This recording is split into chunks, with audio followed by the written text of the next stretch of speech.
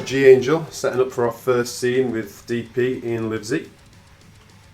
What are you using here? Okay, this is the Rode News Reporter kit. Yep. It allows you to send wirelessly to a directional boom mic. So what are you using here for behind the scenes? It's the Rode Meow. I'm Scott Vickers, I'm the director, working on G-Angel along with Ian Livesey. G-Angel is about a young woman, a hacker and vigilante who targets some very evil men. But essentially it's an expression of anger towards people in power who have turned their back on these vulnerable women and children. When we look at what happened with Jeffrey Epstein, Jimmy Savile, and also in the UK the rape gangs, which was organised targeting of vulnerable women and children.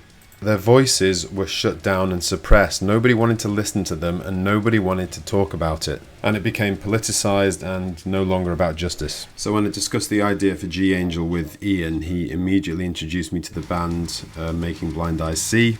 And anyway, they have this track called Vices and Voices. The song on the film is called Vices and Voices. It's about political voices and voices cutting through the noise that aren't really honest. It's about saying that other voices with real issues in mind should really get a say. How a lot of the important issues in the world don't get heard. Funny thing was, when we got talking to the band, we found out that they recorded their whole album with Rode microphones.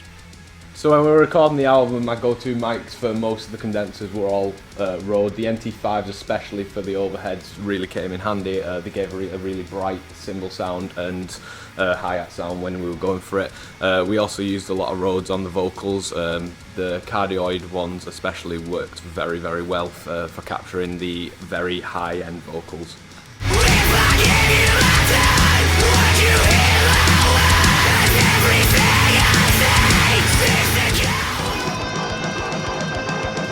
Hi, I'm Hettie McIntyre. I'm playing the role of Angel. She is an assassin who is trying to get revenge basically on very high profile, very powerful men that are abusing girls through trafficking. Obviously, I think in specifically the last few months, in terms of what's been going on, especially in London with women's violence and things, that when I sort of like had this project approach, it felt very sort of, it hit close to home. It felt very timely, I guess you could say.